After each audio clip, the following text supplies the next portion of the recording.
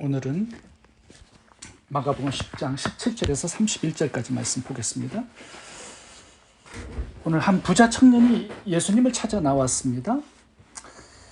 질문을 하죠. 영생을 어떻게 하면 얻을 수 있습니까? 그 영생에 대한 질문에 주님께서 답을 주신 것이 오늘 본문의 내용입니다. 이 영생은 성경에서 오직 한 가지로 봤습니다. 예수님을 믿는 거죠. 근데 이 부자 청년은 율법을 순종함으로 그 행위로 의롭게 되고 또 구원을 받는다라고 생각을 하고 있었습니다. 그래서 오늘 본문 17절부터 보시면 내가 십계명을 다 지켰습니다. 내가 이것을 다 지켰는데 영생을 얻을 수 있습니까? 이 질문을 한 거죠. 근데 예수님께서는 나를 믿어라 뭐 이런 거 얘기하신 게 아니라 그가 가지고 있는 재물에 대한 지적을 하셨습니다. 네가 부족한 것이 하나 있다. 너의 재산을 정리해서 가난한 자들을 구제하고 그 다음에 나를 쫓으라. 이렇게 답을 주셨습니다. 이게 영생과 무슨 관련이 있을까요? 영생은 오직 예수님을 믿음으로 받는 거잖아요. 인간의 죄는 오직 예수님의 피로만 씻겨집니다. 인간의 죄값인 사망은 오직 예수님의 대속적인 죽음으로만 해결이 될 수 있어요. 뭐 다른 것으로 율법을 지킨다든가 뭐 선한 일을 한다든가 다른 것으로 인간의 죄와 사망의 문제가 해결될 수 있다면 예수님이 굳이 이 땅에 인간으로 오셔서 십자가에 죽으실 필요는 없는 거죠. 다른 것으로 해결되지 않기 때문에 예수님께서 이 땅에 오셔서 십자가에 죽어서 피를 흘리신 것입니다. 예수님을 믿는 것 외에 영생의 다른 방법이 존재하지 않습니다. 그러면 예수님을 믿는다는 게 무엇인가? 이제 오늘 예수님께서 그 점을 교훈하시려고 하시는 것입니다. 믿음은 진짜 믿음이 있고 가짜 믿음이 있습니다. 야고보서 2장을 보면 귀신 같은 거짓된 믿음이 있죠. 마태복음 7장 21절 보면 나더러 주여 주여 하는 자마다 다 천국에 갈 수 없다라고 말씀합니다. 그러니까 가짜 믿음이 있는 거예요. 입술로 고백하지만 실제 예수님이 나의 주인이 되지 않은, 나의 구원자가 되지 않는, 예수님과 아무 관계가 없는 그런 사람이 있을 수 있다는 것입니다. 참된 믿음을 설명하는 구절이 요한복음 1장 12절인데 읽어보겠습니다. 영접하는 자 곧 그 이름을 믿는 자들에게는 하나님의 자녀가 되는 권세를 주셨으니. 여기 보시면 예수님을 믿는 게 뭐냐? 예수님을 영접하는 것이라고 말씀합니다. 마음에 예수님을 영접하는 것, 이것이 예수님을 믿는 거래요. 그러면 예수님을 영접하는데 무엇으로 영접하는가? 이게 굉장히 중요한 문제입니다. 예수님을 손님으로 모실 수 있죠. 그렇죠? 또 예수님을 내 질병, 내 병을 치료하고 내 문제를 해결해주고 나의 사업을 잘 되게 하고 내 자녀를 축복하고 뭐 이런 우상으로 예수님을 모실 수도 있습니다. 그런데 참된 믿음은 예수님을 나의 왕, 나의 주인으로 영접하고 모셔드리는 것이라고 말씀하고 있는 것입니다. 이것이 참된 믿음이다라고 말씀하는 거죠. 성경을 보면 예수 그리스도 앞에 주인, 더 로드라는 단어가 많이 나옵니다. 제가 설교 노트에다가 기록해놨는데 읽어보겠습니다. 가로되 주 예수를 믿으라. 여기 보면 주인 대신 예수를 믿으라는 거예요. 그리하면 너와 내 집이 구원을 얻으리라. 이제 구원의 조건이 주인 대신 예수님을 믿고 영접하는 것이다. 이렇게 말씀하는 겁니다. 로마서 10장 12절 한 주께서 모든 사람의 주가 되사 주인이 되사. 로마서 10장 13절 누구든지 주의 이름을 부르는 자는 예수 그리스도를 주인으로 믿고 모셔드리는 것, 이게 참된 믿음, 구원과 영생이라고 말씀하고 있는 것입니다. 고린도 후서 4장 5절도 읽어보겠습니다. 오직 그리스도 예수의 주 되신 것과 예수님의 주인 되셔요. 그렇게 예수님을 만나고 믿고 내 삶에 초청해서 그분의 통치를 받는 것, 이것이 구원이고 영생이라는 것입니다. 실제로 하나님의 나라라는 뜻이 바실레이아라는 헬라어를 썼는데 이거는 장소가 아니라 하나님의 통치라는 뜻입니다. 통치, 다스림, 이게 하나님의 나라의 원래 의미입니다. 그러니까 하나님의 백성이 되었다라는 것은 하나님의 통치를 받는 사람이 되었다, 이 뜻입니다.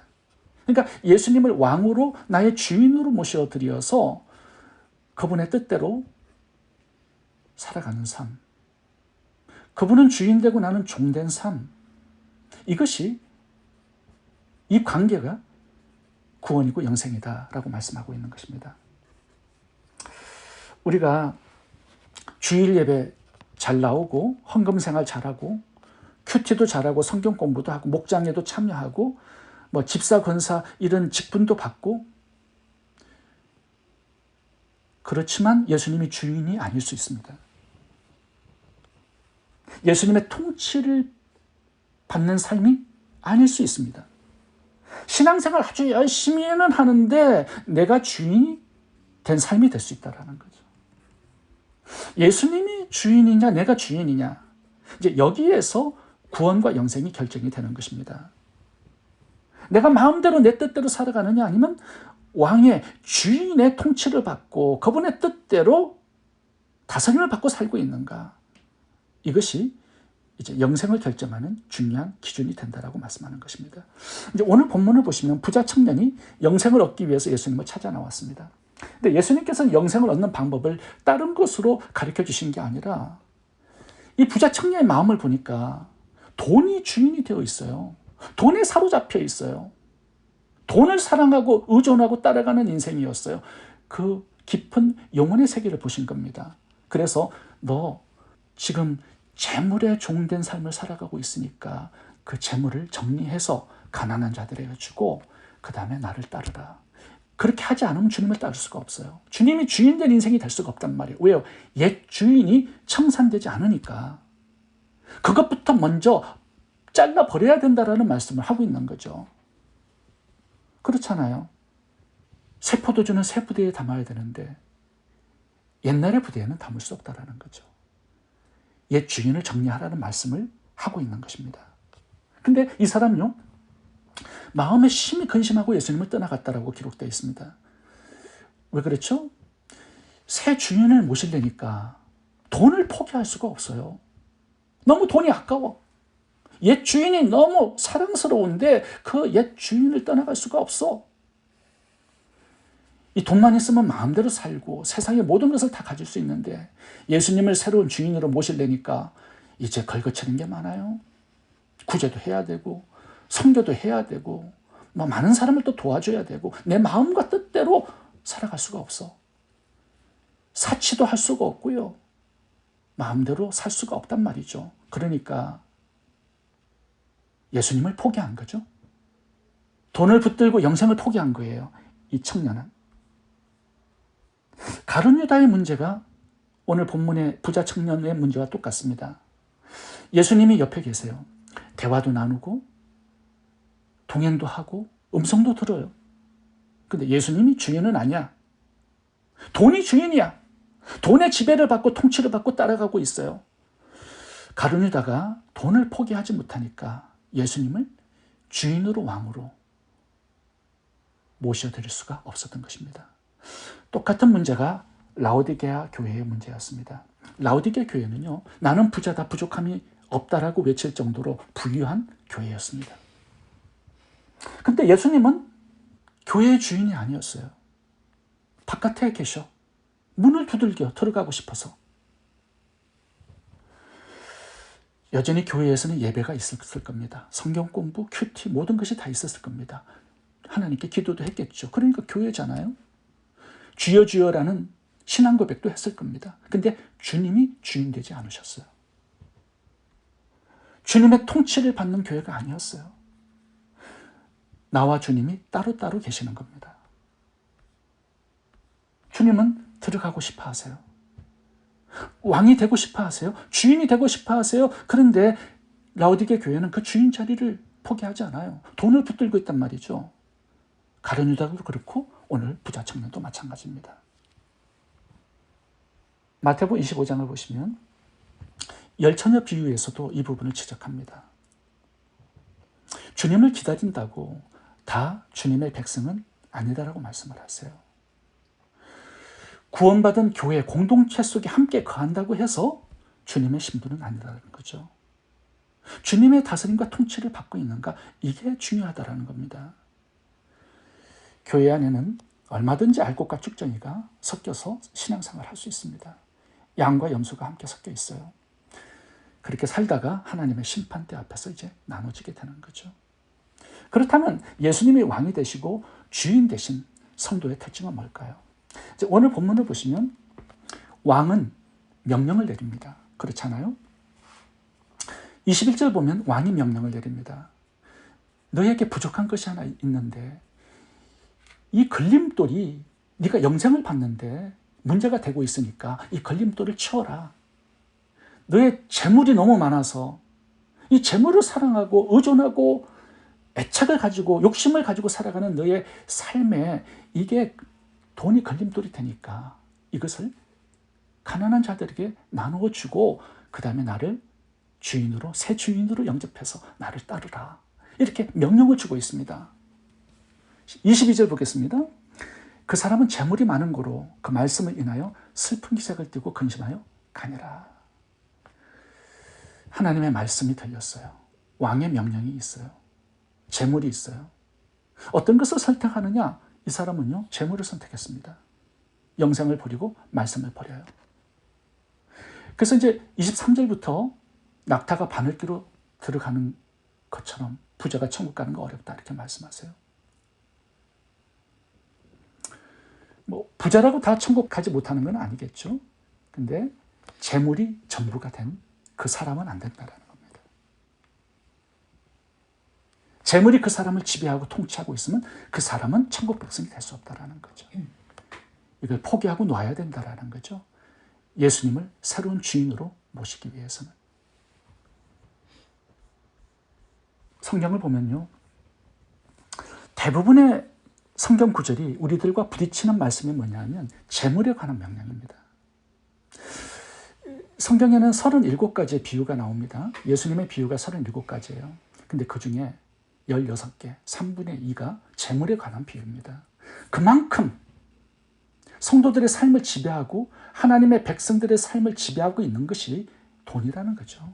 돈에 대한 욕심과 애착, 사랑, 이것이 하나님을 나의 왕, 나의 주인으로 모시는데 부족한 점, 걸림돌이 된다라는 말씀을 하고 있는 것입니다. 누가복음 19장과 마태복음 25장을 보면요, 문화 비유와 달란트 비유입니다. 공통점이 뭐냐면 주인이 종들에게 재물을 맡겨요. 그리고 명령을 함께 내립니다. 장사하라는 명령이 동일하게 주어졌습니다. 그리고 먼 훗날에 주인이 돌아와서 종들과 셈을 하죠. 심판을 해요. 그러면서 얼마나 이윤을 남겼느냐 이렇게 물어보십니다. 한 문화로 5문화를 남겼습니다. 한 달란트로 5달란트를 남겼습니다. 10달란트를 남겼습니다. 이윤을 남겼다라고 말하는 종들이 있습니다. 그런데 한 문화, 한 달란트 받은 종은요, 이윤을 남기지 못했습니다. 감추어놔요. 명령에 순종하지 않은 거죠. 자기의 재물처럼 자기가 관리하고 있어요. 근데 다른 종들은 주인의 명령을 따라 장사합니다.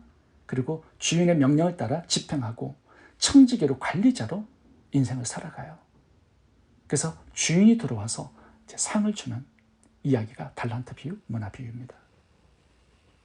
그렇다면 장사라는 그 뜻은 뭐예요 도대체? 마태복음 25장의 마지막 결론을 보면 6명의 가난한 이웃들을 붙여주세요. 줄인 자, 벗은 자, 목마른 자, 병든 자, 나그네, 갇힌 자. 이런 자들을 돌보았느냐? 이렇게 질문하시죠. 그러니까 주인이 맡긴 달란트는 이 사람들을 돌보라고 준, 나누라고 준 달란트였어요. 나눔의 문화였단 말이죠. 장사하는 것은 이윤을 남기는 겁니다. 어떤 이윤을 남기는 거예요? 사람을 남기는 겁니다. 상도에서도 사람을 남기는 게 진짜 장사꾼이라고 그러잖아요. 사람을 남기는 거예요. 힘들고 어려운 사람들을 도와줘서 구제하고 눈물을 닦아주고 그들에게 예수 그리스도를 소개하고 함께 천국 백성의 길을 걸어가는 것. 이것이 주님께서 우리에게 재물을 맡기신 목적이라고 말씀하는 것입니다. 이윤을 남기라. 이 명령을 따라서 순종하는 삶이 하나님을 나의 왕, 나의 주인으로 모시고 사는 하나님 백성의 특징이라는 거죠. 주라 그리하면 누르고 흔들어 넘치도록 하여 너희에게 안겨주리라. 야고보서 2장도 보시면 참된 믿음의 특징은 뭐냐? 가난한 자들에게 양식을 나누는 것이다 라고 말씀하고 있는 것입니다. 하나님께서 주신 물질의 축복들이 있을 겁니다. 그리고 명령도 함께 주셨을 겁니다. 주라, 구제하라, 나누라, 섬겨하라. 이 명령을 따라 하나님을 나의 왕으로 모시고 하나님의 선한 청지기로 살아가는 이 은혜가 저희 모두에게 있기를 바랍니다. 기도하겠습니다.